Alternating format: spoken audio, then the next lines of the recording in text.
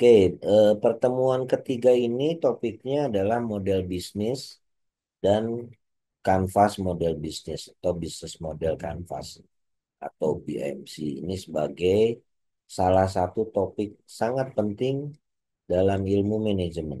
Jadi Anda kalau belajar manajemen, apapun S1 Anda, ya wajib tahu tentang model bisnis. Jadi kalau ada orang ngajak bicara Anda tentang model bisnis, Anda harus paham, gitu ya. Karena ini harus Anda ketahui, Anda kenal. Setidaknya satu metode model bisnis yang paling populer, yaitu bisnis model canvas. Jadi kalau diskusi dengan kolega Anda, apalagi kalau atasan Anda, kalau ditanya model bisnis, Anda sekarang harus tahu. Nah, bahan diskusi tentang itu sudah saya share di Google Drive. Ada dua, 3A, 3B. 3A itu membahas tentang model bisnis dan BMC, ya. Jadi dasar dari model bisnis dan BMC beserta beberapa contoh. Yang bagian kedua tentang VPC, Value Proposition Canvas. Dua-duanya ada bukunya sebetulnya. Saya pernah kecelakaan membeli buku itu ketika saya diundang bicara di Jepang gitu ya. Kemudian waktu kembali, waktu pulang eh, di bandara itu, walaupun agak cepat-cepat saya sempatkan mampir ke toko bukunya gitu. Kemudian ada melihat buku menarik ini tentang eh, value proposition design gitu. Saya pikir yang yang yang besarnya tentang desain. Saya pikir ini buku tentang desain. Jadi saya langsung ambil, kemudian saya bayar gitu ya. Setelah sampai di Jakarta baru saya lihat-lihat, oh ini tentang manajemen gitu. Tadinya saya beli desain itu karena dulu anak saya ambil apa namanya DKV, desain komunikasi visual gitu ya, tentang desain. Tapi setelah setelah saya kasih, dibilang, ayah ini bukunya bukan tentang desain, tapi tentang organisasi. Bisa. Nah, tapi dengan itu saya jadi lihat, oh bagus ini bukunya, Mas. Sederhana, banyak ilustrasi. Nah, itu yang di bagian kedua, 3B. Jadi value proposition canvas di sini. Oke, nah saya berharap lebih banyak diskusi karena kelas ini masih sangat minim eh, kumpulan dari keaktifan di kelasnya. Sekarang udah pertemuan ketiga, masih banyak yang masih nol loh. Ya. Ya, itu komponen penting karena Anda nggak mungkin bisa dapat A kalau keaktifan Anda nol. Ya, udah nggak mungkin. Kan keaktifan itu porsinya 15%. Jadi kalau 100 dikurangi 15, 85. Itu nggak bisa dapat A. 8A itu harus 86. Jadi wajib aktif. Nah, ini masih banyak nol ke pertemuan ketiga. Selain itu, dari kelas ini juga belum pernah ada yang aktif di YouTube. Ya. Yang pernah ada itu dari kelas G. Jadi dari kelas ini belum ada. Jadi masih sangat ketinggalan. Jadi saya berharap banyak yang bertanya malam ini. Silakan, saya kasih kesempatan. Kalau mau ada bertanya, Anda tentu harus sudah pernah lihat bahannya dan lihat YouTube-nya, videonya. Jadi supaya kita sekarang tinggal diskusinya. Kalau ada hal yang Anda rasa belum jelas. Oke, Mas Sony Kisyono dulu ya, Sony Kisyono. Silakan. Ya, baik, terima kasih kesempatannya. Ya, Mungkin saya nggak tahu ini lompat atau tidak, Prof. Tapi eh, saya ingin tanya terkait bagaimana jika bisnis model yang mungkin perusahaan kita itu sudah pernah buat, tetapi dalam proses evaluasinya itu ternyata tidak terlalu katakanlah tepat atau memberikan dampak finansial yang sesuai rencana atau target. Nah, oke. kemudian kita mengenal istilah pivot gitu ya, atau berubah haluan gitu, Ya, beralih. Nah, itu kira-kira pada titik mana kita harus menunggu, mungkin cycle-nya masih naik gitu ya, tapi bisa saja kita memang harus sudah saatnya untuk berganti. Seperti itu, Pak. Terima kasih. Ya, baik. Pertanyaan bagus. Jadi, evaluasi model bisnis itu bisa dilakukan pada dasarnya dua cara, ya. Satu adalah reguler, ya misalnya di perusahaan Anda kita melakukan review model bisnis per semesteran. Jadi artinya setiap 6 bulan sekali dilakukan review. Apakah itu kinerja bisnisnya menaik atau tidak ataupun bahkan menurun gitu ya. Itu ada evaluasi reguler. Itu satu. Yang kedua, evaluasi bisa juga dilakukan secara insidental ya. Sewaktu-waktu dirasakan oleh manajemen perlu ada evaluasi segera lakukan. Nah, tentu harus ada dasarnya. Biasanya pimpinan Anda yang menetapkan. Oke ya, jadi kebijakan kita akan melakukan evaluasi reguler per sekian bulan. Tapi selain itu kita akan melakukan evaluasi apabila terjadi A, B, C, D. Nah, itu harus ada dasar. Jadi supaya orang-orang bisa punya dasar. Oh, Pak ini saatnya nih Pak. Kenapa? Karena ternyata misalnya ya, bagian keuangan mengingatkan ya, ada early warning sistemnya. Ternyata kinerja bisnis kita 3 bulan terakhir menurun terus nih Pak. Ada laporan dari lapangan misalnya pembeli menurun beralih ke minyak goreng merek lain gitu kan. Ada penurunan kepercayaan dari customer begini-begini. Nah, itu jadi dasar. Jadi memang harus ada sistem yang bisa mengingatkan kita. Jadi kalau untuk model bisnis ada dua hal ya, secara reguler maupun insidental. Tapi harus ada dasarnya di perusahaan harus dituliskan. Nah, kalau belum ada ya Anda usulkan ke pimpinan. Pak, saya belajar di kuliah saya ternyata harus begini-begini, Pak. Nah, sebaiknya ada, Pak, gitu. Ada aturan, misalnya surat edaran atau keputusan presdir, gitu ya. Begitu, Mas. Jadi tidak selalu indikatornya itu, oh kalau kinerjanya lagi naik, biarin aja deh, nggak gitu ya. Kalau misalnya ada cara reguler harus dilakukan evaluasi, lakukan evaluasi. Ya. Nah, yang bagus dua hal itu. Jadi ada reguler, ada insidental. Jadi kita responsif ya, bahkan preventif ya. Ya kalau Anda punya sistem early warning, peringatan diri, nggak terlambat. Karena kalau enggak, oh ternyata 3 bulan penjualan kita itu menurun karena tidak ada evaluasi ya terus aja menurun gitu. Begitu kita sadar sudah terlalu terlambat. Itu jangan sampai kira-kira begitu. Karena kecolongannya biasanya begitu. Ya, disruptive innovation itu biasanya terjadi karena kayak gitu. Perusahaan merasa kecolongan. Waduh, ternyata ya gitu kan. Handphone yang basisnya itu Android sudah membanjiri pasar.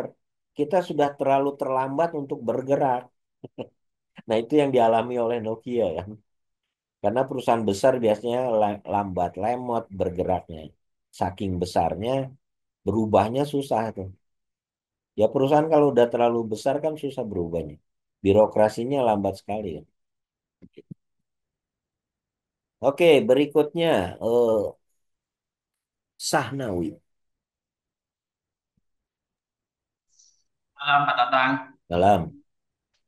izin Pak, izin bertanya. Tadi mungkin sebagian sudah dijawab dari pertanyaan rekan saya sebelumnya tentang kapan yang tepat melakukan update BMC Pak. Ya.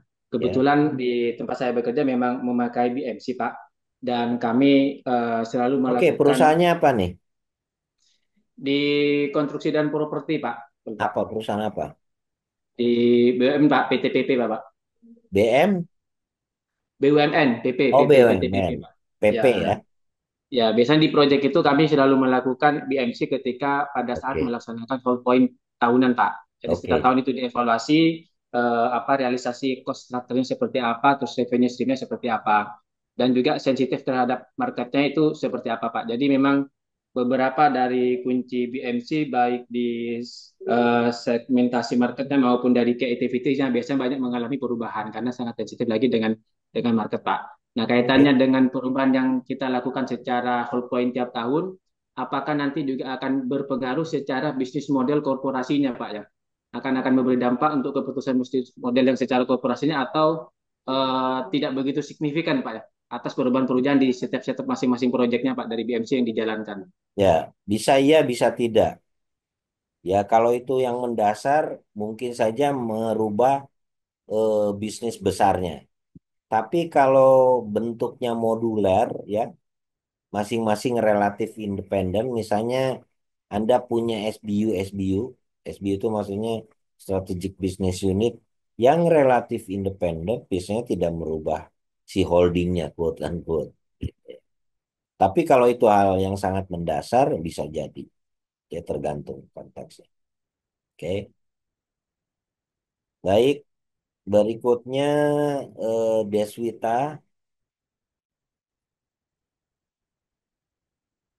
Baik Pak, terkait inovasi ya kan Pak. Tadi kan sempat bercerita tentang seberapa besar dulu Nokia menguasai pangsa pasar gadget kan. Kemudian dilibas oleh BlackBerry dan terus seterusnya seterusnya seperti itu Pak. Nah, fenomenanya adalah Halo, menghilang. oh, suara saya terdengar nggak Pak? Nah, sekarang muncul lagi. Oh, oke. Ya, mungkin saya ulang ya Pak. Ter- terkait Kia yang sempat dia terus kemudian mencoba untuk kembali lagi ke pasar. Kemudian juga seperti Motorola sempat hilang. Terus sepertinya baru-baru ini juga mereka mulai mencoba kembali market gitu ya Pak. Nah, menurut Pak Tatang gitu loh, sebenarnya mm, eh, Putus-putus gitu ya loh, koneksinya. apa yang Deswita, kameranya Pak ya. koneksinya Soalnya mungkin terputus-putus. koneksi saya agak low. Iya, Ya, suaranya sudah jelas terputus-putus. kah Pak? Halo? Ya, Oke. Oh iya, mungkin koneksi saya agak low kayaknya Pak. ya, lagi Sudah? jelek. Ya, sudah. Halo Pak? Silakan. Silakan Oke, lanjut. oke. Iya, eh, ya. Jadi terkait yang Nokia, kemudian Motorola, Pak, kan pernah menguasai pangsa pasar gitu ya, Pak. Ya, Terus kemudian mereka slightly decline gitu kan. Terus mungkin sekarang mereka mencoba kembali untuk kembali ke pasar gitu ya, Pak. Nah, menurut Pak Tatang sendiri mungkin mempunyai gambaran gitu ya. Sebenarnya perusahaan-perusahaan yang dalam tanda kutip dulunya besar dan cukup menguasai gitu ya Pak untuk kembali lagi ke pasar gitu loh. Sebenarnya apa strategi yang cukup mumpuni gitu loh Pak. Seperti itu. kalau pertanyaannya strategi yang cukup mumpuni susah ya, saya terus terang nggak bisa menjawabnya. Tetapi bisa dieksplor ya, karena begini, bisnis akan selalu berubah ya. Tantangan yang dulu dihadapi oleh Nokia, oleh Motorola mungkin saja berbeda dengan situasi sekarang karena kondisinya udah berubah. Kalau dulu misalnya Nokia yang menguasai pasar, menguasai dalam arti jumlah pembelinya gitu kan. Nah sekarang dia sudah harus mulai melakukan perubahan. Bisa nggak menyaingi produk-produk yang sudah established? Kalau dulu yang established kan Nokia kan ya. Ya. Itulah yang biasa di teori disruptive innovation itu ada analisisnya gitu. Jadi bagaimana caranya supaya pelaku yang punya teknologi yang masih inferior bisa menyaingi pelaku-pelaku dengan teknologi yang superior. Itu ada di analisisnya ya. Tapi itu pasti akan dilakukan oleh perusahaan-perusahaan yang lain. Itu yang pertama. Yang kedua, tantangannya biasanya dari perusahaan yang sudah pernah established dan berkuasa, quote-quote itu biasanya mengalami sindrom penguasa pasar gitu ya. Kadang-kadang susah untuk misalnya melakukan kolaborasi dengan para pelaku baru gitu kan. Atau misalnya mau menyesuaikan karena seringkali tergoda dengan oh saya dulu tahu nih yang saya kuasai gitu kan dan sebagainya. Nah, itu harus mau memulai dari awal lagi ya. Kalau bahasa kita harus mau rendah hati untuk memulai dari awal merintis menghadapi persaingan yang baru. Kalau tinggi hati akan susah, ya. Sama seperti orang-orang yang sudah punya umur gitu ya, di sepak bola nih, gitu, menghadapi pesaing-pesaing yang masih sangat muda. Gitu ya. Jadi dia harus berani merendah hati. Misalnya gini ya, Messi, ya kalau Anda kenal Lionel Messi. Kemudian siapa? Cristiano Ronaldo. Di masanya mereka jago gitu ya. Tapi sekarang kalau mereka mau bersaing dengan Mbappe, terus siapa Yamal ya yang dari Barcelona, itu nggak bisa lagi, kecepatannya sudah berubah gitu kan. Kemampuan fisiknya sudah berubah. Nah, kalau dia mau bersaing, maka harus menyesuaikan diri, jangan jangan jangan ingin bersaing head to head dengan mereka. Tidak bisa menjawab langsung ya, tetapi dengan analogi seperti itu. Sama dengan perusahaan-perusahaan yang sudah pernah berjaya juga begitu. Kebetulan dulu direktur Motorola Indonesia itu teman saya, Ana Fisika 79 ya. Nah, dan dia doktornya itu bimbingannya dengan saya.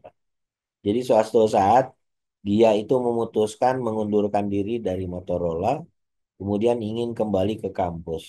Ngambil S3 di UI, pembimbingnya Pak Bambang Brojonegoro ya pernah jadi menteri Menristek dulu. Nah, kemudian dia cari siapa ya ahlinya di Indonesia di bidang sistem inovasi. Kemudian dia cari di internet. Katanya ketemu nama saya. Terus dia berpikir, ini kayaknya saya kenal nama ini nih. Dulu satu T apa tahun pertamanya bareng-bareng di ITB gitu ya. Kemudian cari-cari informasi, oh ini kerjanya di BPT. Lalu telepon saya. Terus waktu nelpon saya tanya, ini Tatang Tatang ITB ya dia bilang gitu. Saya ketawa aja. Saya masih kenal dia gitu. Terus dia datang ke kantor saya baru minta apa dia bilang saya ngambil S3 mengundurkan diri dari Motorola. Jadi dia mundur pada saat yang tepat menurut saya sebelum terjadinya itu ya penurunan di dunia handphone. Oke, berikutnya Putu Wahyu. Baik, terima kasih Pak. Ya, Eh, Mau bertanya, ini saya kan beberapa kali ikut inkubasi startup, Pak. Nah, oke. di sana tuh tidak jarang menemukan startup-startup yang punya model bisnis kanvas yang sama gitu loh, Pak. Yang mirip, bahkan sama gitu. Tapi seiring berjalannya waktu, mereka yang sama ini mungkin cuma ada yang salah satu aja yang berhasil gitu. Sedangkan yang salah satunya tidak berhasil gitu. Jadi apa sih yang mempengaruhi gitu Pak? Padahal mereka punya bisnis model kanvas yang sama. Seperti itu Pak.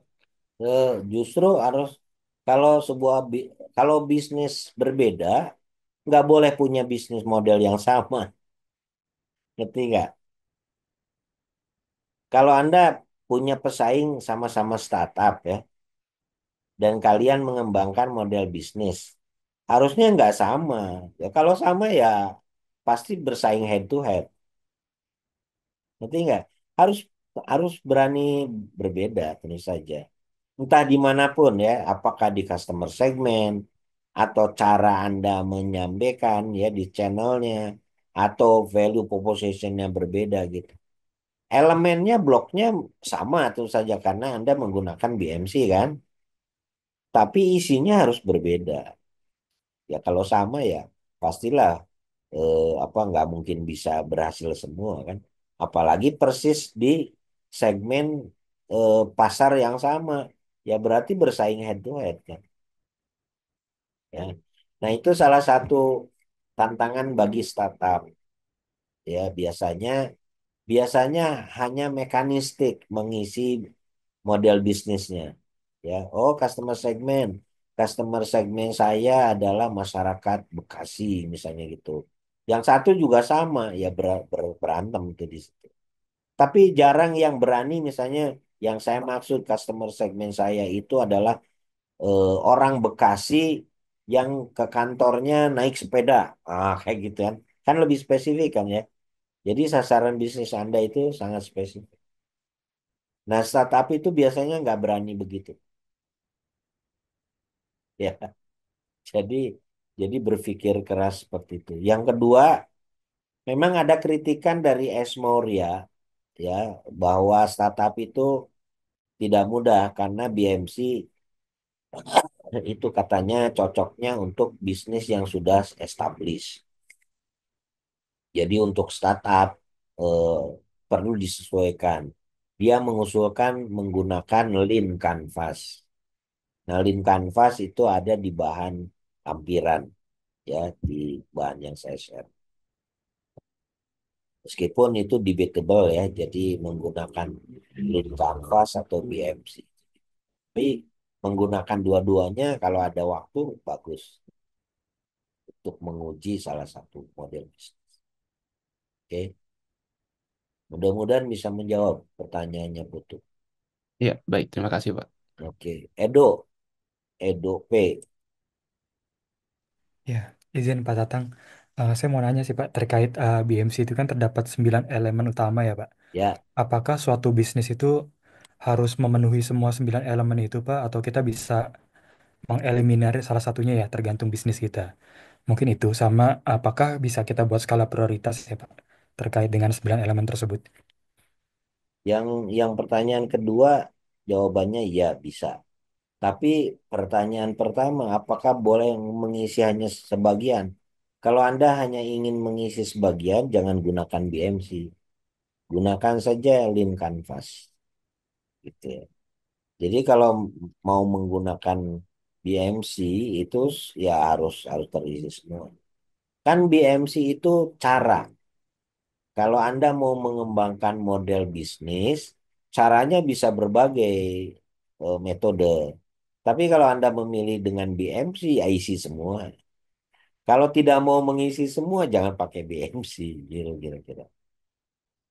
Ya, oke. Gilang Maulana, Ya baik Pak Tatang, mau tanya Pak terkait sebelumnya kan pernah dimention tuh Pak yang terkait cycle disruptive innovation atau disruptive manajemen Pak ya. Tadi juga dijelaskan kalau Nokia itu disruptif. disruptif ya Pak, disruptif. Nah, kata tadi kan jelaskan juga kalau Nokia itu kan sepertinya masuk di fase disruptif. Gilang Lalu itu dia bukannya tadi udah tanya ya? siapa Pak? Anda Gilang ya? Iya, belum tanya Pak. Oh belum, oke. Iya. Ya, ya silakan. Gimana Eh, Gilang? ta- Teruskan. karena tadi kan dimention juga Nokia itu sebagai contoh dia itu termasuk perusahaan yang sudah memasuki fase kalau kurva S itu di ujungnya udah mentok terus tidak merubah strateginya akhirnya dia bangkrut.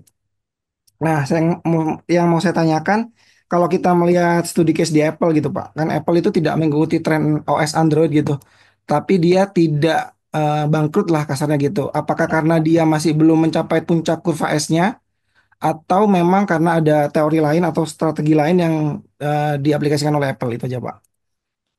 Ya, gini, saya paham Anda membayangkan dengan kurva S yang apa berurutan gitu ya. Ya, yang dua kali Ya, S itu. jadi begini, kalau untuk kasus Nokia belum tentu dia itu sudah ada di ujung mau decline, ya, belum tentu. Tapi dalam segmen yang dia masuki, produk-produk yang basisnya itu Android sudah berkembang dan bisa menyaingi produk dia. Ngerti nggak? Jadi misalnya begini contohnya di televisi. Televisi itu pakai tabung ya, yang kembung. Sehingga dulu televisi-televisi kita kan gede-gede tuh, tebel-tebel ya. Nah, kalau di televisi itu teknologi tabung itu memang sudah bertahun, berpuluh tahun gitu ya. Jadi dan sebetulnya teknologi transistor itu mulai banyak berkembang gitu ya, dipakai di beberapa produk yang lain. Nah, eh, televisi-televisi dengan teknologi transistor, high definition itu sudah mulai berkembang dan itu bisa dijual dengan harga yang relatif kompetitif. Jadi harga yang relatif kompetitif tapi bisa menawarkan produk dengan fitur yang luar biasa lebih kaya kan. Kualitas gambarnya lebih bagus, kualitas suaranya lebih bagus, tampilan TV-nya itu lebih slim sehingga bisa ditempel di tembok dan sebagainya. Jadi dia tentu saja bisa menghilangkan atau mereduksi beredarnya TV-TV tabung, black and white dan sebagainya. Gitu ya. Jadi seperti itu. Nah, kalau di handphone sebenarnya produk-produk Nokia masih banyak berkembang. Cuman jadi semakin mahal kan dibanding dengan produk-produk yang Android ya. Nah, segmennya sama gitu lah. Jadi relatif sama. Tapi kalau iPhone itu punya segmen yang agak berbeda dengan Nokia ya. Jadi walaupun handphone-handphone Android berkembang, iPhone itu tetap bisa bertahan karena punya segmen yang setia kira-kira gitu. Mungkin di kelas ini ada sekian puluh persen segmen pengguna iPhone. Jadi mau kayak apa berkembangnya produk-produk kayak Samsung, dia nggak tertarik karena kelasnya beda kira-kira gitu. Baik, Ada Pak, karena beberapa teman saya yang dia itu memang punya kelasnya kelas iPhone. Jadi susah berubah itu karena bagi mereka itu berpindah kelas itu kayak menurunkan harga diri kira-kira gitu. Nah, itu ada segmen-segmen setia seperti itu. Sama dengan mobil. Ya, mobil itu meskipun mobil-mobil Jepang itu banyak berkembang ya, tapi eh, pengguna-pengguna setia kayak mobil Mercedes, BMW, Audi gitu kan tetap aja ada setianya. Meskipun mungkin segmennya makin mengecil gitu. Jadi tidak selalu ada hal yang serupa di situ. Oke? baik Pak, terima kasih Pak Tatang. Ya, sama-sama. Memang kalau untuk produk-produk high-tech ya, analisisnya tidak sederhana loh. Jadi an- Anda bisa baca di bukunya Geoffrey Moore tentang Crossing the Chasm. Itu menarik. Itu bahkan dia menggunakan analogi Perang Dunia Kedua untuk menggambarkan bagaimana strategi yang menurut dia harusnya dikembangkan oleh perusahaan-perusahaan high-tech product. Gitu. Oke, Yuni Arta, Yuni Arta Saragi. Baik Pak, izin Nggak usah izin, bertanya langsung Pak. aja bertanya. Ya Pak, ini saya sebagai POV pembisnis ya Pak. Jadi semisal kita mau masukin memulai suatu bisnis baru, tapi itu udah dominan di Indonesia, dunia misalnya bisnis transportasi seperti Grab ataupun Gojek.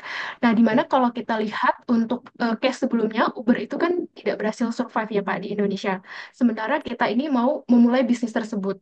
Kira-kira kita sebagai POV pembisnis, apakah yang pertama kita akan tetap melanjutkan bisnis tersebut dengan dengan mencari celah dalam pasar tersebut, atau yang kedua kita coba untuk memulai bisnis yang baru atau menjadi trendsetter dalam bisnis tersebut. Karena jujur kalau saya juga itu Pak, memulai suatu bisnis itu saya takut atau gagal bersaing sama yang udah dominan di pasar seperti itu Pak. Ya, jadi tentu ada beberapa perspektif yang mungkin saja berbeda ya. Orang-orang high risk taker itu pasti menyarankan Anda, udah bikin aja yang baru. Anda harus berani memulai yang baru, yang beda, kira-kira gitu ya. Tapi mungkin orang-orang seperti saya yang sudah memasuki usia-usia matang dan menghadapi masa-masa decline gitu, pasti sarannya hati-hati gitu kan. Jadi Anda boleh memulai di bisnis yang sama, tetapi carilah relung-relung tertentu di mana Anda bisa memulai bisnis untuk bisa survive. Ya, tantangan umum dari startup, tantangan umum ya, tidak selalu sama ya kalau saya bilang umum. Itu adalah menjaga cash flow. Jadi kalau Anda sangat bersemangat ya, wah saya inginnya bersaing aja langsung. Tapi kalau Anda nggak bisa jaga cash flow dan modal Anda terbatas, Anda 3 bulan, 6 bulan kolaps, udah selesai itu. Jadi tapi kalau Anda orangnya tipikal hati-hati gitu kan, daripada harus head to head ya, bersaing langsung, cari celah-celah di mana segmennya sudah established itu tidak Anda hantam. Ya. Nah, itu tentu tergantung karakteristik dari industrinya. Saya kasih contoh, industri kendaraan bermotor roda 4 jenis niaga keluarga. Ya, di tahun-tahun 70 sampai mungkin sampai tahun 2000-an, kalau Anda punya cita-cita untuk mengembangkan industri mobil di Indonesia sebagai mobil nasional, itu nggak sampai-sampai 6 bulan Anda pasti mati. Kenapa? Karena di industri itu dikuasai oleh industrinya Jepang. Jepang sangat tidak ingin industri transportasi, terutama jenis niaga ya, niaga keluarga gitu, itu direbut. Ya, ya masuk akal juga karena eh, pasar Indonesia kan pasar yang besar ya bagi Jepang, gitu. Sehingga siapapun pasti akan diperangi oleh dia. Dan itu kita mengalami tuh dulu ada prakarsa-prakarsa dari daerah untuk mengembangkan kendaraan mobil atau kemudian dari lembaga penelitian. Bahkan dulu ada prakarsa Timor ya, mobil Timor pernah dengar nggak? Itu ya, itu juga gagal gitu ya. Pak Habibie almarhum Pak Habibie itu punya rencana untuk masuk ke situ. Tetapi karena memahami bahwa industri otomotif tadi ya kan mobil di Indonesia itu dikuasai oleh Jepang dan Indonesia sangat tergantung kepada negara Jepang, beliau tidak berhasil. Meskipun tim yang disekolahkan oleh Pak Habibie itu dia mampu loh membuat desain. Saya pernah ditunjukkan oleh beberapa anggota timnya gitu ya. Ini loh Pak, kami sudah siap dulu. Gitu ya. Cuman ini kita hati-hati karena begitu masuk ke pasar pasti akan dilibas. Jadi secara politik itu tidak populer, tidak dikehendaki. Gitu ya. Tadi siapa yang bertanya ini? Yuki Arta, Pak. Ya, oke. Jadi saya kira itu ya tergantung di industrinya. Nah, ada eh, pelaku industri asalnya asalnya Cimahi ya. Dia teknik mesin dari ITS. Angkatannya setahun di bawah saya. Setahun atau 2 tahun. Nah, dulu pernah dia dapat dapat award dari BPPT sebagai startup inovatif. Kemudian saya sarankan, Pak, kalau bisa jangan masuk ke industri niaga yang head to head dengan kendaraan Jepang. Cari segmen yang beda. Jadi misalnya apa namanya untuk medan-medan yang berbukit-bukit, perkebunan gitu ya, dan sebagainya itu market yang memang ya tentu harus dirintis ya, tetapi itu bisa tidak diinikan oleh Jepang gitu karena bukan pesaingnya kira-kira begitu. Dan alhamdulillah dia berhasil tuh.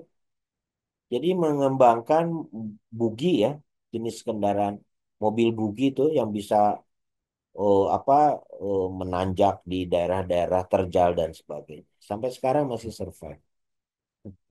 tapi perusahaan-perusahaan yang lain sudah tidak terdengar. Kira-kira gitu. Oke.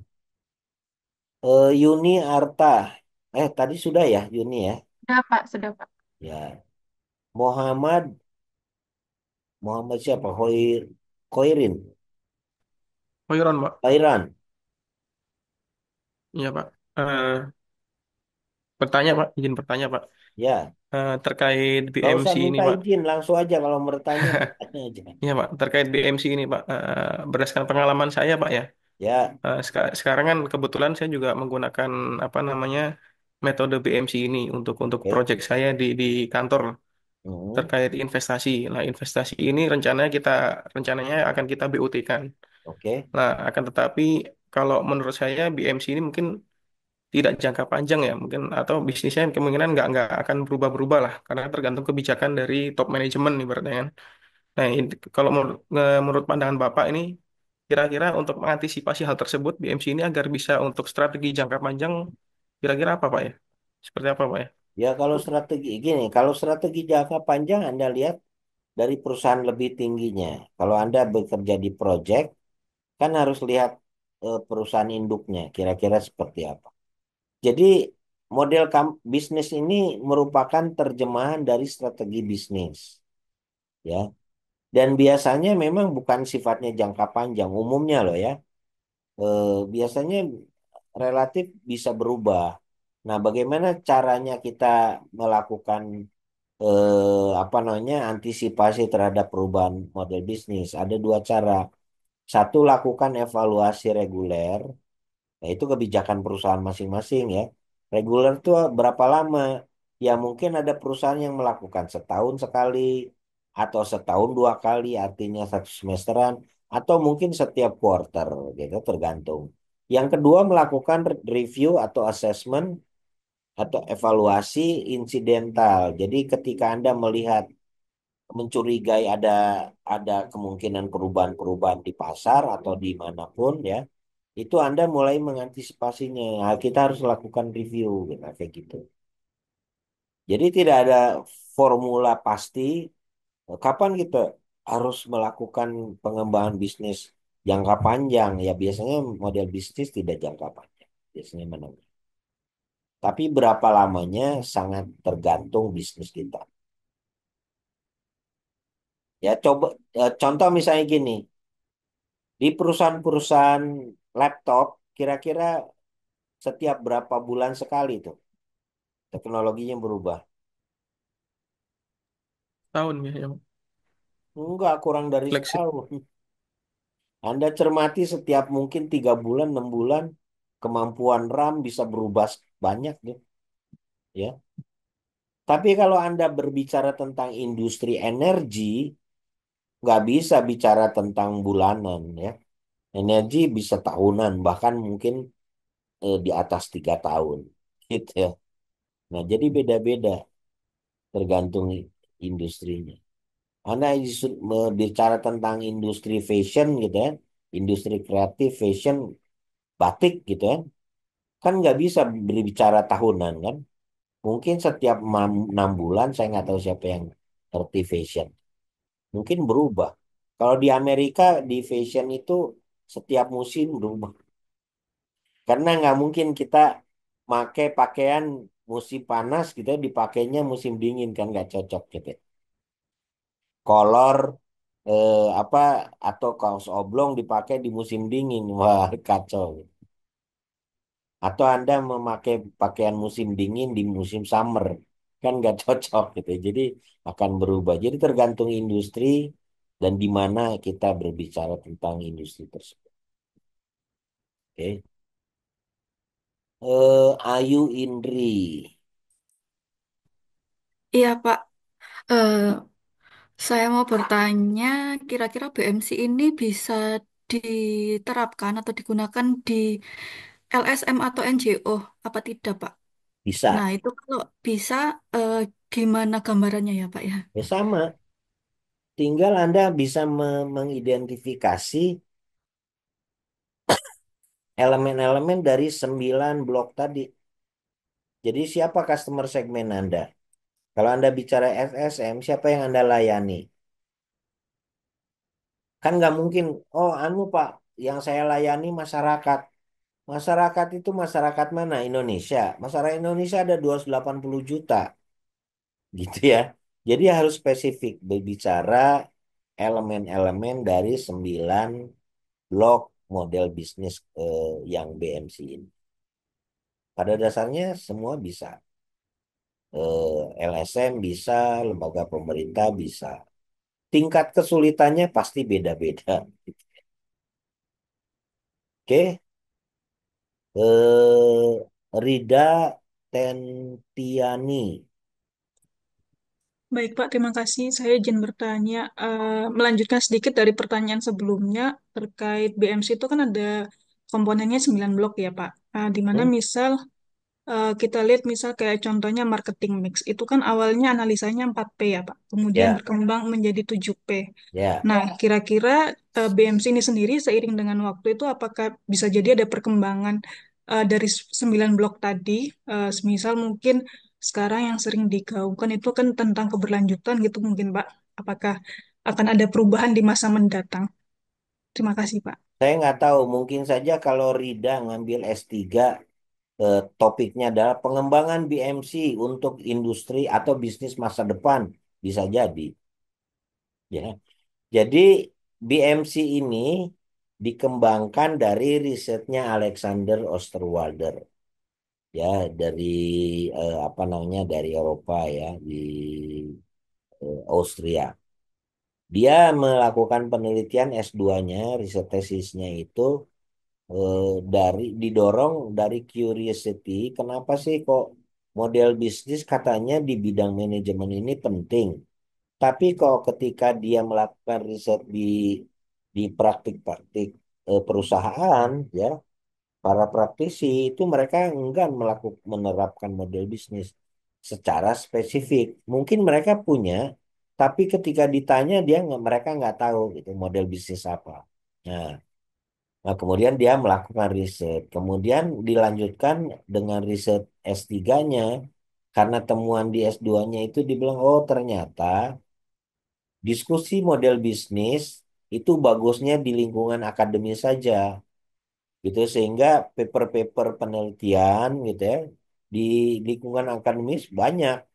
Tapi di praktik itu jarang. Nah, salah satu pendorongnya adalah ternyata konsepnya susah sehingga tidak mudah diterapkan di dalam praktik. Jadi kemudian dia melakukan penelitian bagaimana caranya supaya model bisnis ini bisa difahami lebih mudah oleh berbagai kalangan. Kemudian bagaimana model bisnis yang sebaiknya ada. Nah, kemudian dia melakukan penelitian. Ternyata model bisnis itu eh, ada blok dasarnya yang 4 ya. Di bahan saya, ya saya tunjukkan ya supaya kelihatan. Hmm,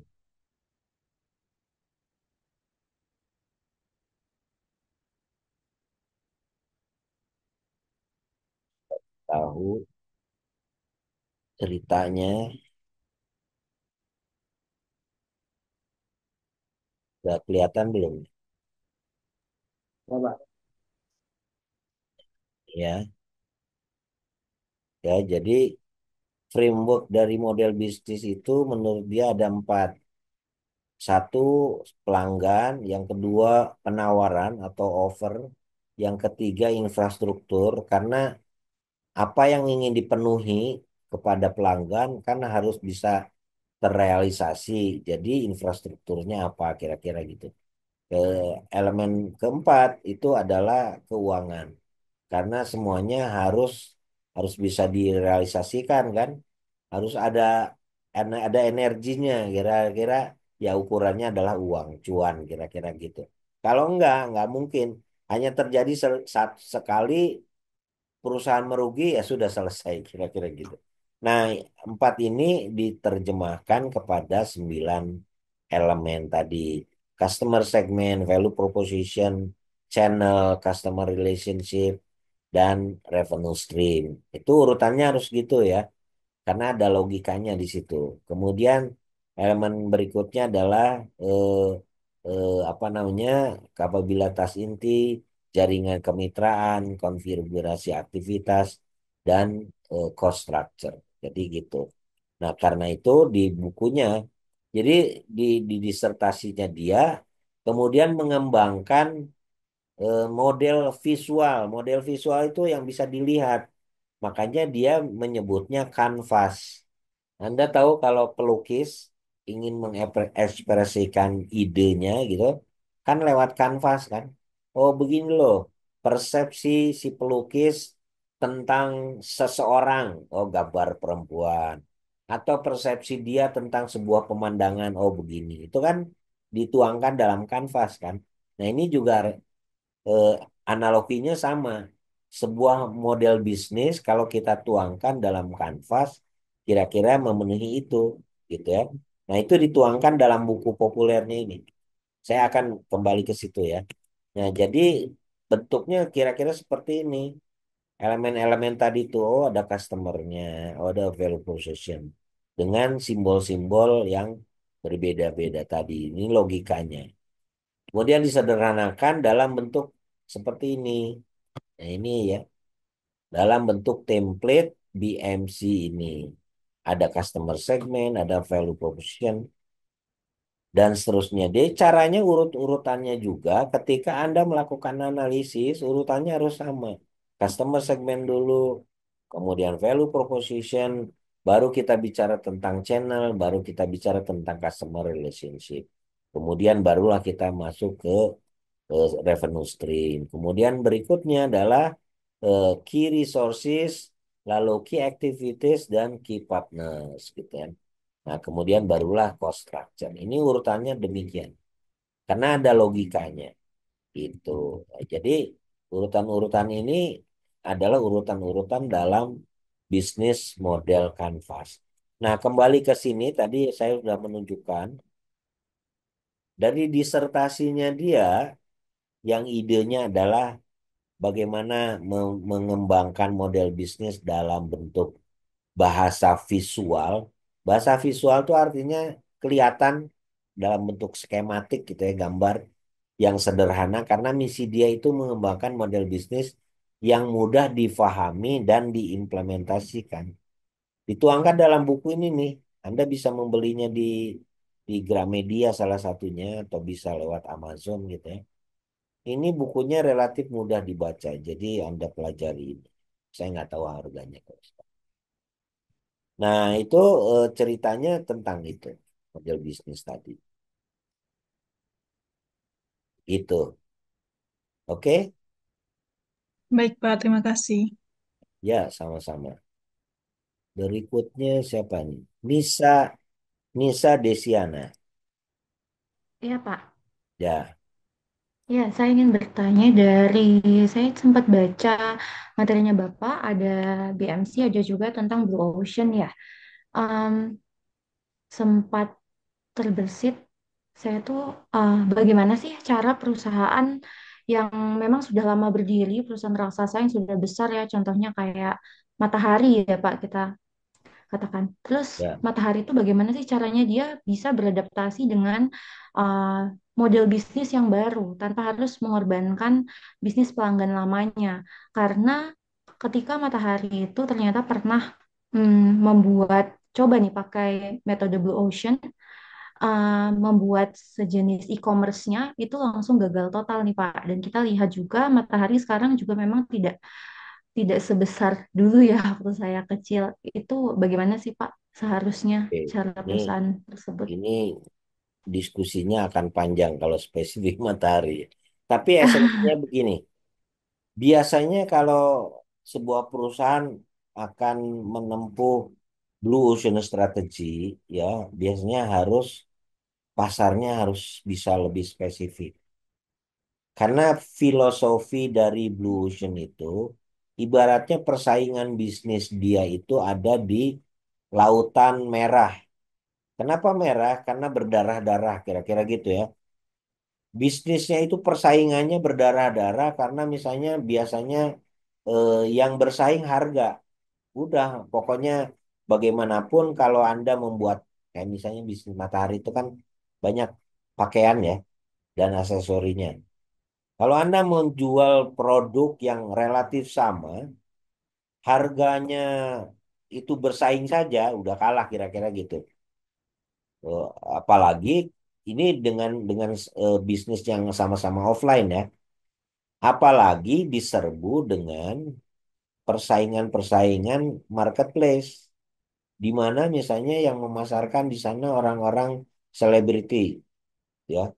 Dia menyampaikan tuh lewat antara lain yang populer kan lewat TikTok tuh.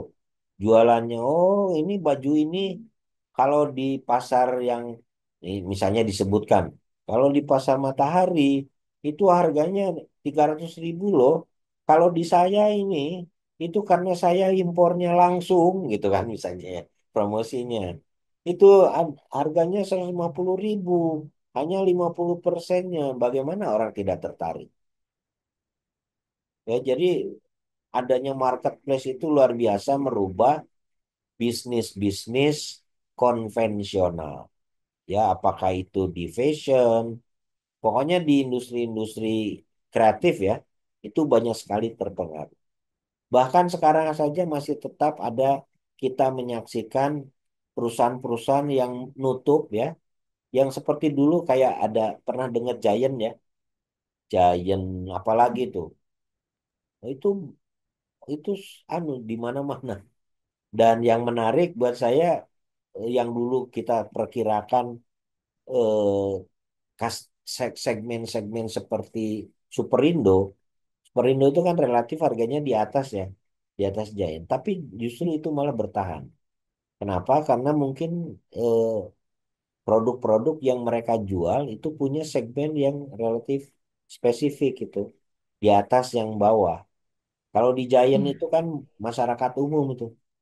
Yang dicari kan convenience-nya, jadi nyaman untuk belanja, bersih. Tapi kalau dia diserbu dengan persaingan yang makin brutal gitu ya, ya tewas juga ya. Banyak itu di lingkungan saya itu ada Giant Collapse, ada apalagi Farmers atau yang lain-lain itu banyak. Nah, kembali ke contoh seperti Matahari juga sama gitu ya, ya persaingannya tidak mudah. Dan itu tidak hanya di Indonesia. Di Amerika pun tokoh-tokoh seperti Matahari itu banyak yang gulung tikar. Ya, karena yang justru bertahan di Amerika itu adalah Walmart. Dan itu juga relatif agak di luar dugaan. Kenapa? Walmart itu bukan bukan bisnis yang dia membuat sendiri justru. Dia itu dibuat produk-produknya oleh networknya. Ya, menarik ya. Tapi dia malah survive sampai sekarang Walmart. Nah, memang ada anomali-anomali ya di bisnis-bisnis kayak grosir dan sebagainya itu. Kalau kita tidak cepat berubah, ya sudah selesai. Nah, saya kira sayangnya memang seperti Matahari itu agak terlambat untuk berubah, gitu ya. Nah, saya malah belum dengar kalau dia masuk ke Blue Ocean Strategy. Jadi mungkin saja masuknya juga kurang pas kali ya. Yang dijual kan Iya, Pak. cukup. Pernah bikin mataharimall.com, Nah, tapi iya, tetapi nggak mungkin survive. tidak bisa menciptakan sesuatu yang unik. Karena kalau Blue Ocean tidak bisa menciptakan uniqueness, ya sama aja bersaing dengan kompetitor konvensional, gitu ya. Tidak mudah memang. Ya. Jadi Blue Ocean itu kalau kan inginnya tadi pindah pindah persaingan lautan gitu ya ke Laut Biru. Tapi kalau Laut Birunya bercampur dengan Laut Merah berdarah-darah. Kira-kira gitu. Jadi mending Matahari bikin manajemennya bikin brand lagi dengan BMC yang beda atau tetap Matahari dipertahankan, Pak?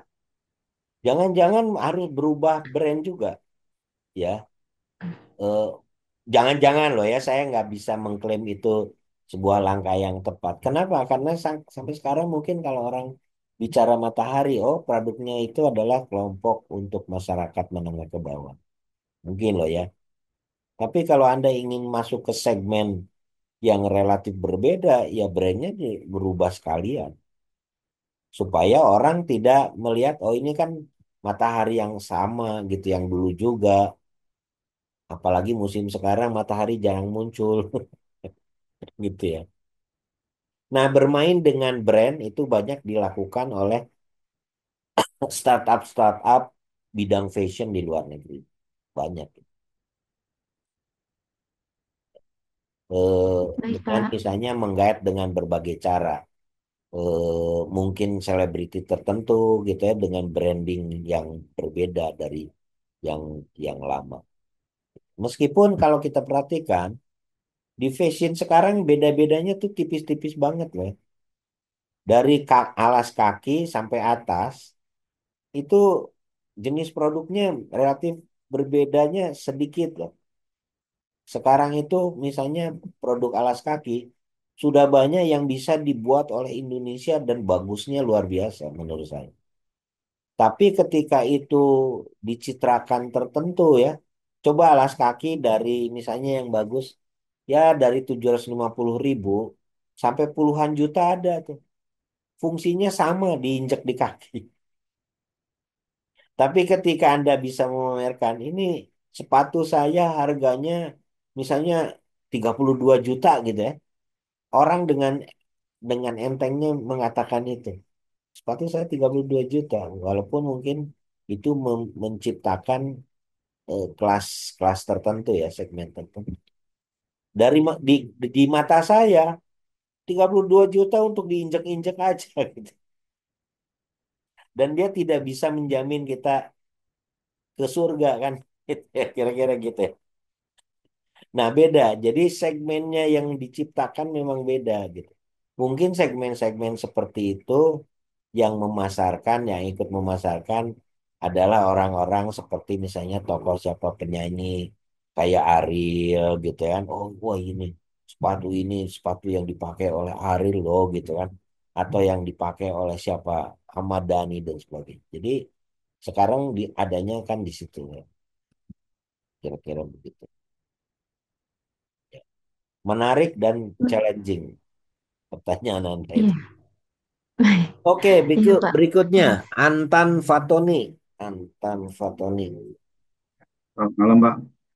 Ya, Eh, ya, jadi terkait sama inovasi dan ini saya ini berpengalaman atau bukan berpengalaman tapi dari 2004 itu bekerja di suatu perusahaan yang oke. hanya dua bisnis unit aja. Nah, sampai saat ini 2025 2025 itu sudah eh, IPO dan sudah dua kali dan seterusnya lah. Jadinya masif sekali, Pak, kayak gitu. Mhm. Nah, yang saya rasakan itu adalah pada saat akhirnya masih dua bisnis unit itu aja, dua perusahaan aja yang merger waktu itu di 2008 waktu itu. 2008 itu tuh eh, cepat ya biasa agaknya apa namanya langkahnya cepat karena masih lean masih masih cepat lah akhirnya. Nah sekarang semakin berkembang bisnisnya juga berkembang anak perusahaannya juga berkembang itu jadi gemuk sekali Pak.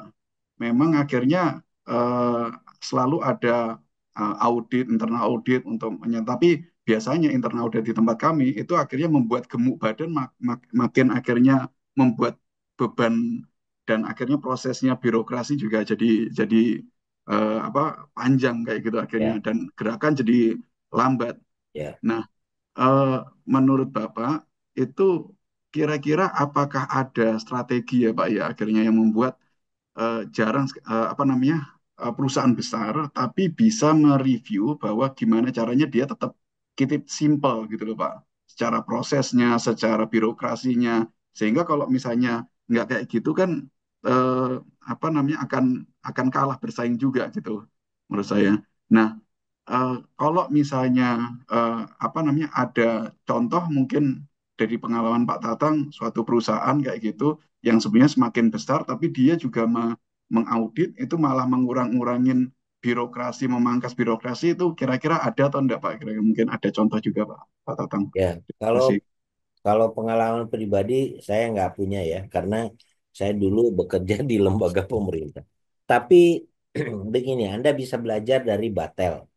Batel Memorial Institute itu perusahaan yang dulu sebesar kalau yang mungkin terkenal di Indonesia adalah kayak Arthur Andersen atau Price Waterhouse Cooper. Itu eh, sebesar itulah. Dulu salah satu konsultan kami dulu di BPT adalah Batel ya. Dari bantuan bukan bantuan pinjaman World Bank itu konsultannya yang dipakai Batel. Batel itu relatif sederhana. Mereka berani mendelegasikan kewenangan sampai level tertentu. Jadi keputusan-keputusan tertentu itu tidak harus lewat pimpinan puncak itu.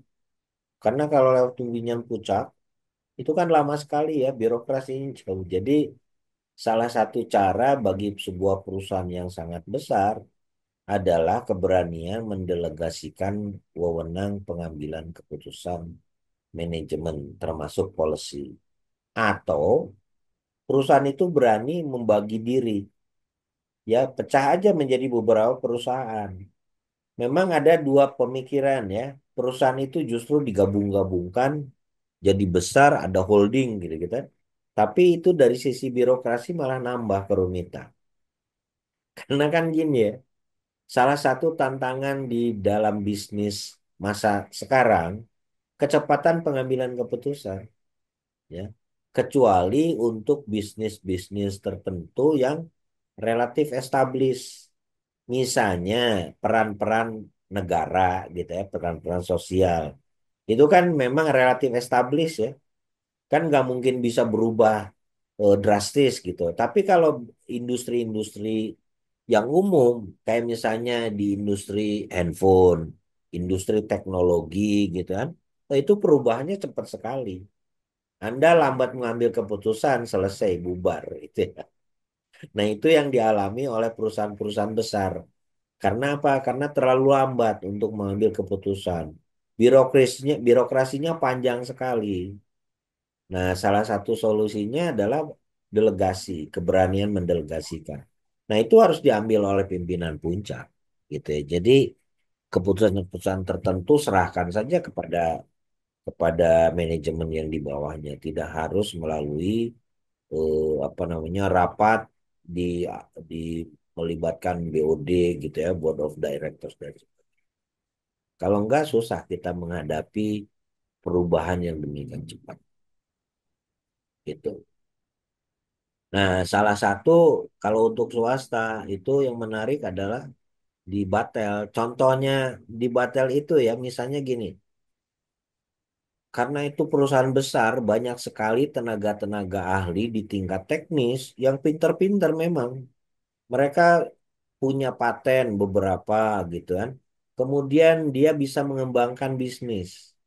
Nah, untuk hal-hal seperti itu, yang bidangnya itu di luar core bisnis perusahaannya, di luar core bisnisnya Batel, maka perusahaan itu punya policy yang namanya apa ya, saya lupa ya, entrepreneurial leave of absence namanya kira-kira. Entrepreneurial leave of absence itu adalah ketidakhadiran karena sifatnya membangun kewirausahaan. Jadi si karyawan diberi kesempatan 3 tahun oleh perusahaan itu untuk membangun bisnisnya. Kalau itu bisnisnya di luar core bisnisnya Batel. 3 tahun ya. Pertama misalnya digaji full 100%. Tahun berikutnya digajinya hanya 75%. Tahun berikutnya lagi 50%. Tahun berikutnya lagi hanya 25%. Nah, kemudian tahun terakhir diberi kesempatan si karyawan itu apakah mau apa namanya keluar ya, spin out atau tetap kembali ke Batel.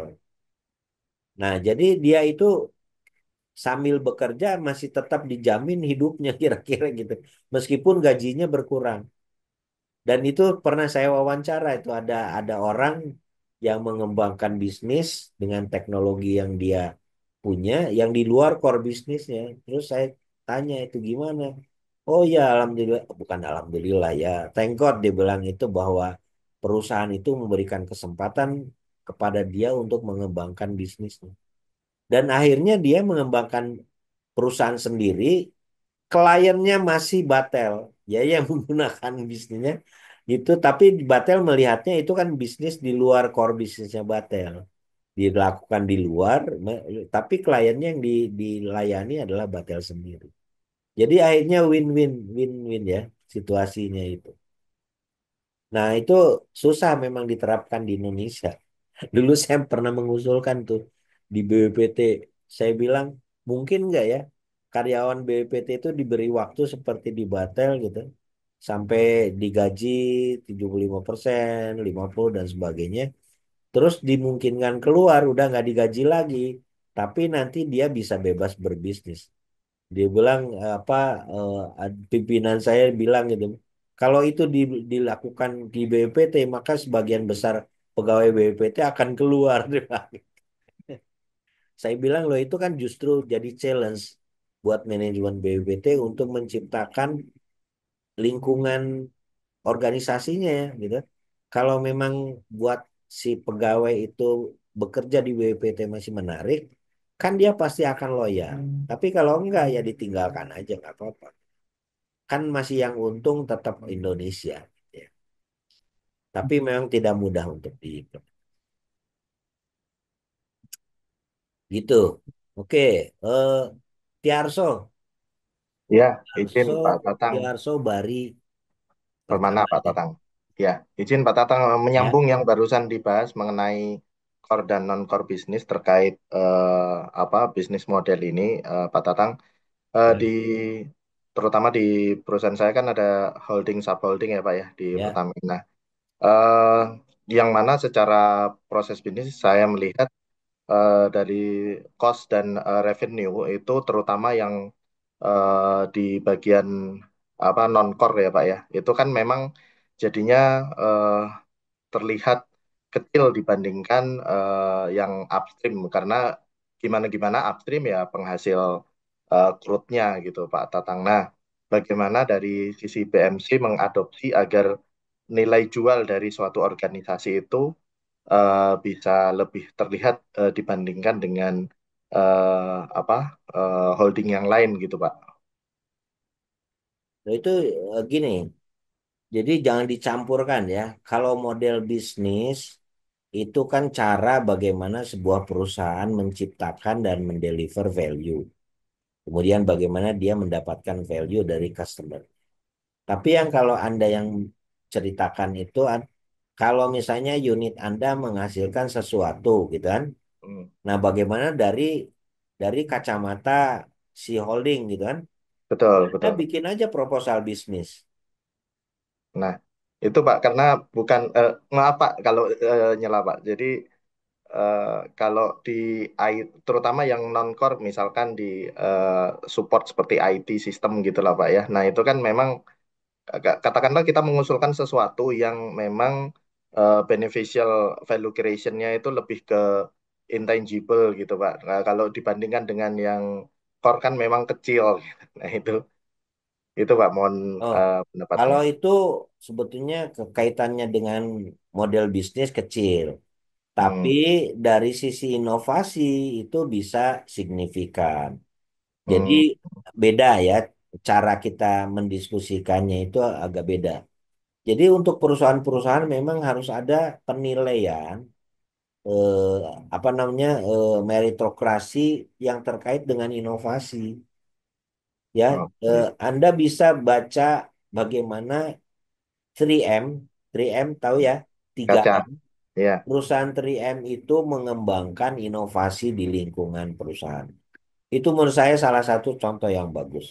Di 3M itu unit kerja yang menghasilkan inovasi yang berkontribusi terhadap peningkatan omset perusahaan itu dikasih bonus dan ada aturan Hmm, tertulisnya.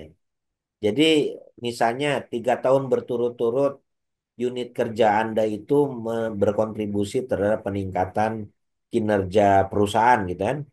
Nah, itu Anda dapat dapat bonus. Semua pegawai di unit itu ada porsinya. Rate-nya sekian, sekian persen dan sebagainya. Aturannya ada.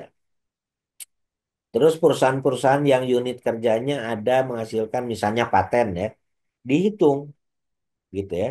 Walaupun patennya itu kan milik perusahaan, Ya, tapi ketika paten itu berkontribusi terhadap kinerja perusahaan, maka ada reward terhadap pegawainya. Nah, itu ada cara-cara bagaimana 3M memberikan reward kepada para karyawan. Termasuk misalnya dia punya kebijakan memberikan persentase saham yang boleh dibeli oleh karyawannya dengan harga yang relatif berbeda dari harga pasar gitu ya. Untuk bisa melibatkan karyawan itu sebagai pemilik dari perusahaan. nah, Itu contohnya. Itu di luar model bisnis gitu ya. oke. Ya, Meskipun tidak akan tidak melulu terkait. revenue ya, Pak ya. Ya, tapi meskipun itu terkait. Nah, dulu saya pernah mengusulkan waktu diminta menjadi ketua panitia lomba inovasi di BUMN ya.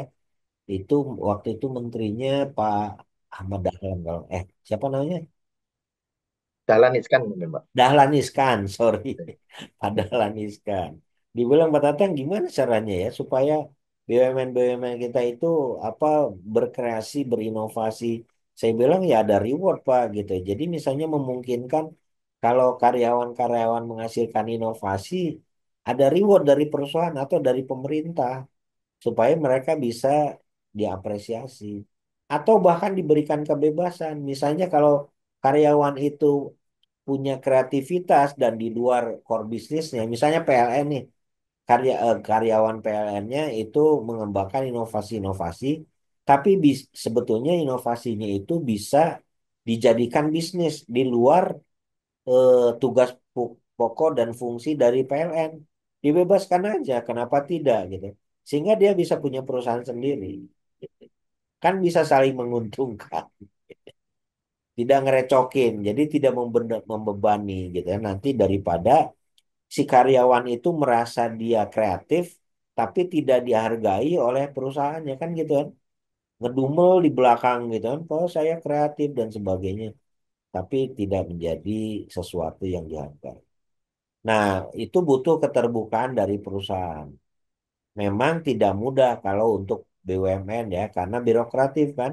Ada Iya. aturannya gitu di lingkungan BUMN. Ada aturannya dari kementerian. Ada aturannya dari pemerintah kayak gitu ya. Tapi itu bisa diterobos gitu. Itu waktu itu saya pernah sampaikan. Ya, Pak. Terima kasih, Pak. Ya, sama-sama. Eh, Elan Kurniawan. Iya Pak, saya nyambung yang barusan.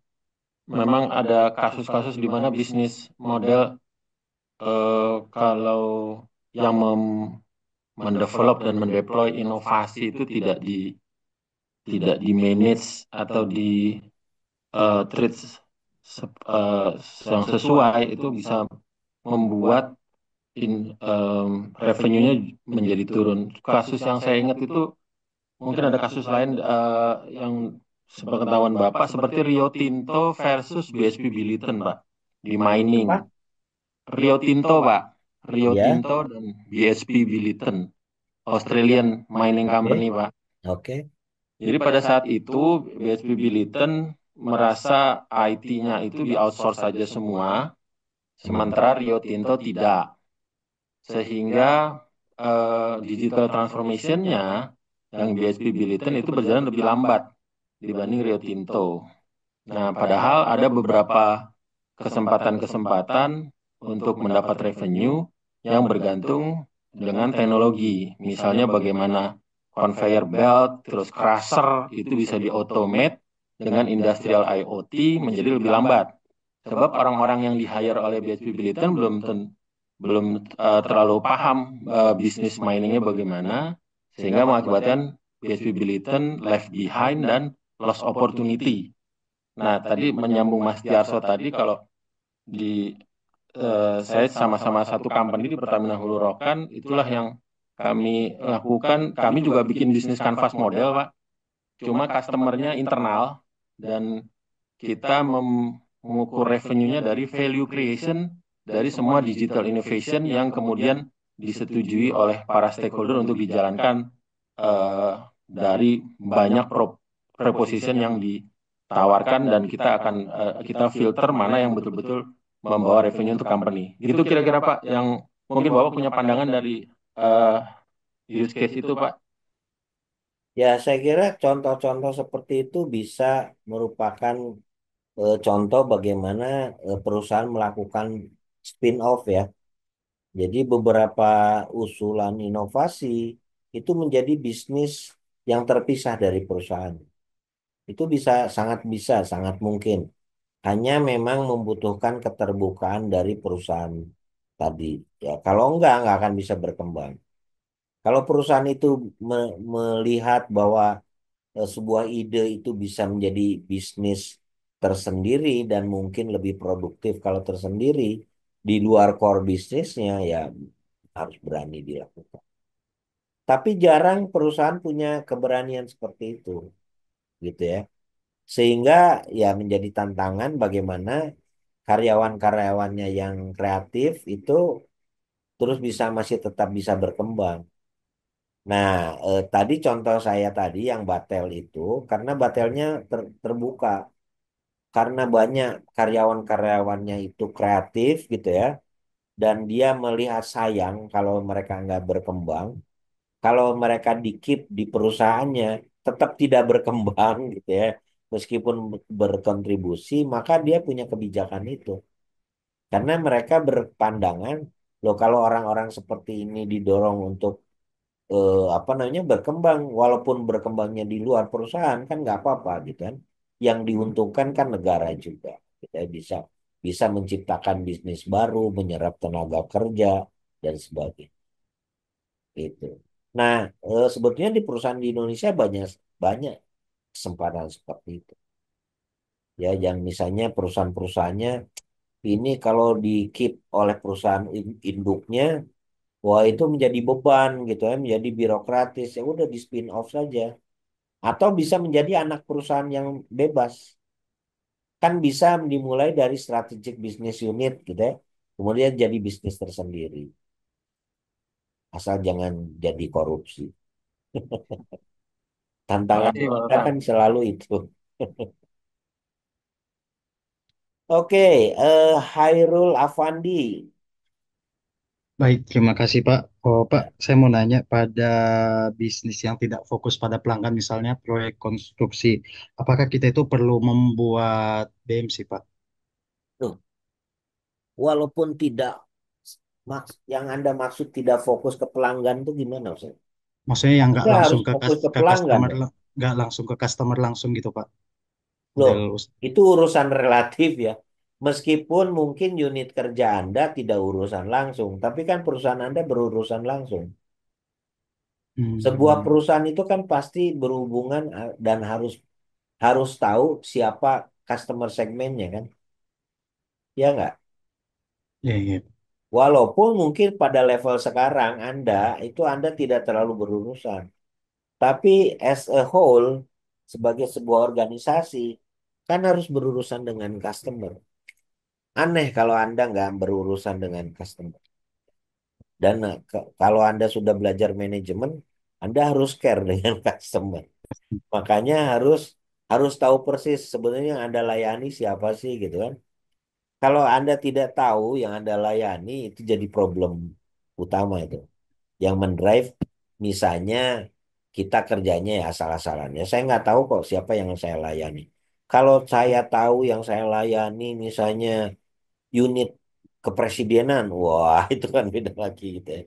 Jadi tetap sebagai bisnis Anda harus tahu siapa customer segmen Anda kan gitu.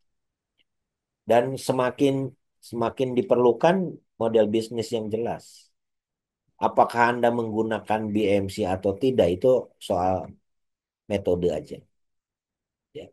Jadi sekali lagi kalau dalam bisnis BMC itu hanya metode aja. Anda boleh menggunakan metode yang lain.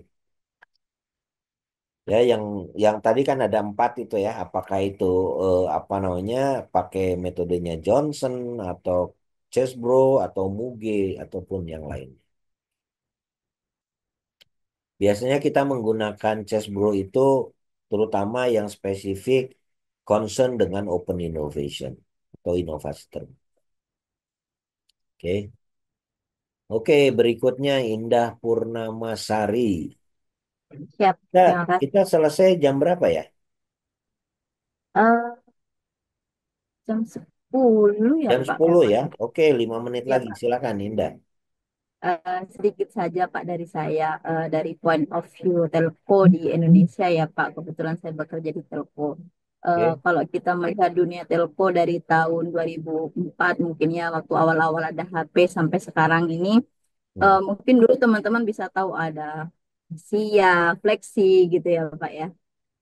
Sampai dengan saat ini hanya tersisa mungkin tiga saja ya, Telkomsel, XL, dan Indosat gitu ya. Nah, saya dari sisi tower providernya Pak yang membangun infrastruktur, bagaimana menyikapi yang dulunya itu customer kita itu ada banyak gitu ya Pak, sehingga mungkin order bisa banyak, tapi sekarang ini sisa sedikit dan kompetitor juga pasti akan berfokus bagaimana menggrab order gitu ya. Nah, kira-kira dari Bapak kalau dari segi BMC ini apakah perlu kita evaluasi dari segmen customer gitu ya Pak, berubah berubah customer atau seperti apa kira-kira ya Pak sarannya untuk bisnis-bisnis dari tower provider ini tetap bisa eksis dan sustain ke depannya gitu Pak Tatang.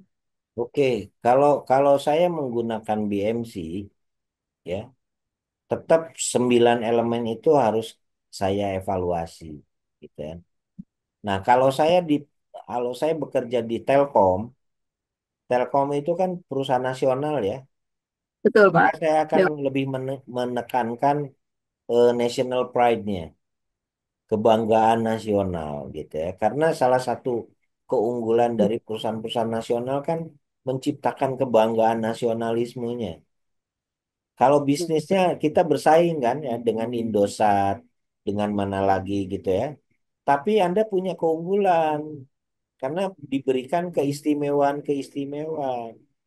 Nah, salah satu yang menjadi kekurangan dari perusahaan-perusahaan nasional kita, itu kebanggaan nasionalnya itu relatif tipis.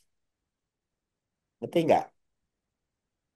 Kalau dulu di Amerika itu ya, AT&T itu bangga sekali. Orang Amerika kalau pakai AT&T itu sangat bangga. Karena mereka merasa itu perusahaan Amerika. Gitu kan. Mereka kalau menggunakan IBM itu masih bangga. Waktu dulu ya. Kalau sekarang nggak tahu. Nah, di Malaysia misalnya ya, Malaysia itu sangat bangga dengan Petronas loh. Ya. Kalau saya bandingkan dengan Indonesia, mohon maaf ya, orang Indonesia terhadap orang Malaysia terhadap Petronas dibandingkan dengan sikap orang Indonesia terhadap Pertamina, beda loh. Ya. Ini tantangan. Saya bukan bukan mau nyinyir ya, beda. Saya lihat kebanggaannya beda. Nah, itu salah satu kelebihan. Bagaimana agar perusahaan seperti Pertamina, Telkom, masyarakat itu merasa bangga. Oh, saya bangga menggunakan jasa Telkom. Kenapa? Kan ini perusahaan nasional Produksional nih. gitu ya, Pak. Kalau Telkomnya berhasil, kan pasti berkontribusi terhadap masyarakat kan? Ya enggak? Ya Jadi Pak, betul. jangan sampai orang-orang Indonesia sendiri yang melecehkan. Wah, itu kerugian besar menurut saya gitu ya. Di luar kerugian bisnis loh ya. Karena kalau kerugian tadi sosial politiknya itu ya, itu berdampak besar. Jadi salah satu apa namanya mungkin misi strategis kalau saya bekerja di sana itu meningkatkan tadi kebanggaan nasional. Gimana caranya? Nah, tentu bukan hanya sekedar meningkatkan kualitas layanan ya. Dari dulu saya menggunakan produk-produk Telkom loh. Jadi kayak misalnya dari beberapa Setia ya produk Pak. itu saya lebih senang memilih IndiHome. Meskipun terus terang tidak selalu pelayanannya itu bagus gitu, tapi kayak saya merasa itu perusahaan nasional kan. Kalau tidak kita siapa lagi gitu ya yang bangga terhadap perusahaan-perusahaan sendiri. Nah, dari sisi perusahaannya itu sendiri tadi ya elemen kan itu salah satu elemen dari value proposition kan. Jangan-jangan national pride-nya bukan bagian dari value proposition Telkom. Saya nggak tahu juga kan. Nah, kira-kira begitu jawaban singkatnya. Oke, Siap, Firman. siap. Terima kasih Pak Yes, Tatang. Ya, yes, sama-sama. terima kasih. Makasih Pak Tatang. Ya, Tak pikir tadi saya mau di stop nih terakhir. Pak Tatang, saya ada beberapa pertanyaan, cuman karena waktu udah mepet, ya, saya cuman satu aja dulu Pak Tatang. Eh, Pada video di YouTube Pak Tatang, ya, saya baru ingat ternyata Pak Tatang propose untuk pertanyaan di kolom pertanyaan. Cuman tadi saya mencatat pertanyaan itu untuk dibahas di sini. Pada menit ke di 29 menit 29 detik dan 32 menit tentang key perspektif bisnis sama model kanvas. Eh, Mungkin kalau Pak Tatang ada, saya share screen atau Pak Tatang mungkin bisa di ini Pak Tatang, materinya Pak Tatang kalau di PDF-nya Pak Tatang itu halaman 24 dan 25 Pak Tatang. 24, 25. Ya, kalau kemarin saya lihat di videonya itu pada menit ke 32 dan dua Dua puluh empat sembilan. dua lima apa? Tentang desirability. Kalau di materi Pak Tatang yang tentang sweet spot Pak Tatang. Ya, oke. Oke, Terus, tapi yang saya mau tanya bukan sweet spotnya, tapi terkait yang halaman 25-nya Pak Tatang. oke. Tapi 25 dan 24 ini terkait. Jadi gini Pak Tatang, Nih, di ini, kanvas model di halaman 25, itu ini kan Pak kan. Tatang mensinyalir proporsi nilai, itu kan berada pada dua, yaitu visibility dan desirability kalau kita Ya, bicara key perspektif bisnis ya. Nah, artinya si proporsi nilai itu dia berada di dua region itu. Nah, sementara kalau kita balik ke halaman 24, di ya, halaman 24 itu kan Pak Tatang bikin himpunannya itu kan saling tumpang tindih. ya, Disability dan visibility itu ada di proporsi nilai. Nah, yang mau saya tanya adalah bagaimana dengan viability dan desirability? Itu kan ada tumpang tindih juga. Apakah ada ya. di poros 9 key elemen itu ada di MC-nya begitu juga viability dan visibility atau cuman si proporsi value itu aja yang punya simpangan. Artinya kalau cuman value itu aja simpangan berarti hubungan lingkaran yang saling tumpang tindih ini jadi nggak relevan nih Pak Tatang Punten. Itu aja sih Ya, Pak Tatang. oke. Jadi sebetulnya gini, kalau kita menggunakan gambar dua dimensi, ini kan dua dimensi ya, sumbu X dan Y ya. Ya, betul Pak Tatang. Ya, pasti ada keterbatasan bagaimana cara menggambarkan ini. Ini tumpang tindih ini kepada gambar ini kan, Ya, ya. Ini adalah simplifikasi. Karena sebetulnya ini harusnya ada persimpangan juga gitu. Tapi untuk memudahkan, yang namanya elemen viability itu berhubungan atau berurusan dengan keseimbangan antara yang kita terima dan yang kita keluarkan atau kita korbankan. Kan simpelnya itu. Viability itu mengukur sebetulnya kita bisa mengelola nggak sumber daya, khususnya uang, yang kita terima dan kita keluarkan. Kan kalau misalnya cost structure itu yang paling mudah dihitung kan dalam bentuk uang ya. Demikian ya, juga revenue stream. Sebab kalau kita tidak mungkin misalnya menerima value dari customer itu bentuknya pujian doang. Wah, ini perusahaan Anda itu bagus sekali. Terima kasih ya. Semoga dengan doa, semoga Anda semua mendapatkan pahala. Tapi misalnya tidak ada uang masuk. Padahal kita mengeluarkan pengorbanan uang keluar. Kan nggak akan bisa eh, sustain juga kan. Itu artinya viability-nya tidak terpenuhi. Gitu kira-kira ya. Walaupun Em, ini semua implikasi dari atas sini, semuanya dari atas. Ya, ya, gitu. ya. Ini Eh, terakhir, simplifikasi saja. terakhir Pak Tatang, Ya, di kantor kami pernah ada pembahasan tentang BMC ini dan nah, key elemen ini yaitu visibility, desirability, dan viability. nah, Menurut trainer kami itu terbinding ke tiap-tiap key elemen. Kalau ya, dari cara pandangnya Pak Tatang kan ada beberapa poros kan ya, termasuk key value proposition kan dia, apa yang viability kan dia di bawah tuh, karena dia terkait revenue stream. Nah, kalau kemarin bukan kemarin ya beberapa waktu lalu ada pernah pembahasan teori training tentang BMC ini bahwa tiga elemen ini itu ada di tiap-tiap tiga key elemen bisnis ini yang desirability visibility tadi itu ada di tiap-tiap 9 komponen itu. di BMC. Apakah trainer saya ini salah cara memandang visibility, disability, viability harusnya seperti ini atau tadi yang concern yang Pak Tatang tadi yang tadi ini view-nya dari perspektif dua dimensi. Jadi tidak terlihat bahwa dia ini binding ke tiap-tiap poros di 9 BMC ini. Itu sih Pak. Ya, itu benar, tetapi sebetulnya kalau kita bicara secara straightforward ya, desirability itu kan berurusan dengan kebutuhan di luar kan, Setuju. Setuju Pak, perusahaan setuju. itu. Apakah di dalam ada? Ada dong. Ada misalnya kalau bicara tentang key partners, mitra strategis, ada kebutuhan nggak? Ada. Karena apa? Karena perusahaan tidak mungkin bekerja sendiri.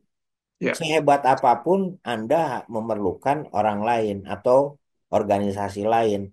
Anda mengelola uang, masa uangnya Anda taruh di bantal kan enggak ya? Ada ya, lembaga keuangan kok Anda taruh di bank aja gitu kan. Anda kerjasama dengan bank. Itu contoh. Itu eh, kebutuhan, kebutuhan. Tapi yang dimaksud dengan di sini lebih kepada kebutuhan dari siapa yang Anda layani. Kira-kira begitu. oh, Dan oke. kalau semua Siap. elemennya itu membentuk ke ketiga aspek ini, kan gambarnya jadi rumit. Ya, siap, siap. Terima kasih Jadi, Pak, mencerahkan. jadi ini untuk memsimplifikasi, menyederhanakan, supaya kita Oke, berpikirnya lebih mudah, gitu kan? Oh, Anda siap. pikirkan dong, apakah yang dibuat, diciptakan, disampaikan kepada customer itu sesuai dengan kebutuhan customer Anda atau enggak kan itu ya yang asesnya. Kalau itu saja tidak terpenuhi, jangan bicara yang lain, kira-kira gitu ya. Baik. Jadi supaya Alhamdulillah. kita tidak berpikir organisasi itu mikirnya, oh saya bisa bikin ini, bikin itu. Nah itu paradigma yang lama itu ya, nggak udah nggak kepakai. Sama seperti ketika kita meyakinkan di internal dulu kami di BPT, kita nggak cukup gitu ya, bahwa mengklaim bahwa BPT bisa bikin ini, bisa bikin itu. Pertanyaannya itu, apakah itu dibutuhkan oleh masyarakat kita? Apakah itu dibutuhkan oleh industri kita? Kenapa? Kan resources kita terbatas gitu ya. Kan nggak mungkin kita melakukan semua hal. Yang kita prioritaskan adalah kebutuhan industri, kebutuhan masyarakat kan gitu. Nah, itu Baik. cara kami memperbaiki dulu. Oke, mari kita rubah mindset kita sekarang. Apa sih yang dibutuhkan oleh masyarakat gitu kan? Dulu dulu pernah terjadi, bahkan beberapa kali itu kita membuat alat pengolah air bersih ya, yang kita anggap itu diperlukan oleh masyarakat. Dan kita punya proyek di Kalimantan. Kemudian bikin alat, kemudian kita deploy ke masyarakat di Kalimantan. Setelah serah terima, ada upacara gitu ya, seremoni, sudah ya diserahkan. 6 bulan kemudian kami kembali ke sana. Dan alat itu sudah ada di atas genting. Kenapa? Karena mereka tidak merasa membutuhkan. Dia bilang, buat kami menggunakan air yang sudah biasa kita gunakan, nggak ada masalah tuh. Walaupun kita tekankan, itu air payau, gitu. Nanti lama-lama gigi Anda rusak. Ya memang nggak apa-apa buat mereka. Gigi mereka hitam gitu ya, karena menggunakan air payau dan sebagainya. Buat mereka nggak ada masalah, itu bukan kebutuhan utama, kira-kira gitu. Nah itu butuh proses mengedukasi dan itu tidak kami lakukan dulu. Jadi harusnya kan dilakukan edukasi kan dari Ya, sisi betul. kesehatan gini gini gini. Jadi Anda harusnya meningkatkan menggunakan air bersih, tidak boleh air payo karena itu tidak sesuai dengan standar WHO gitu. Kayak gitu. Mereka kan nanya WHO itu siapa? Kenapa kok dia mengatur-ngatur? Kira-kira gitu ya. Nah, itu karena kelalaian kami, jadi nggak mengedukasi. Jadi selalu Siap, ada Pak. proses lah, kira-kira begitu ya. Ada edukasi, Oke, jadi kita juga belajar. siap. Terima kasih Pak Tatang. Teman-teman, maaf ya, apa masih banyak yang ingin bertanya. Insya Allah minggu depan kita apa selesaikan dan bagus kalau saya malah seneng kalau waktu kita habis untuk diskusi seperti ini. Karena kalau materi Anda bisa baca sendiri lah ya. Jadi dan Anda tidak dibatasi bertanya di video silakan. Asal tanyanya di video yang dimana saya memberikan materi. Selama ini yang sudah mulai itu dari kelas G, ya. Oke, saya kira itu sementara ya. Kita lanjutkan insya Allah Selasa depan.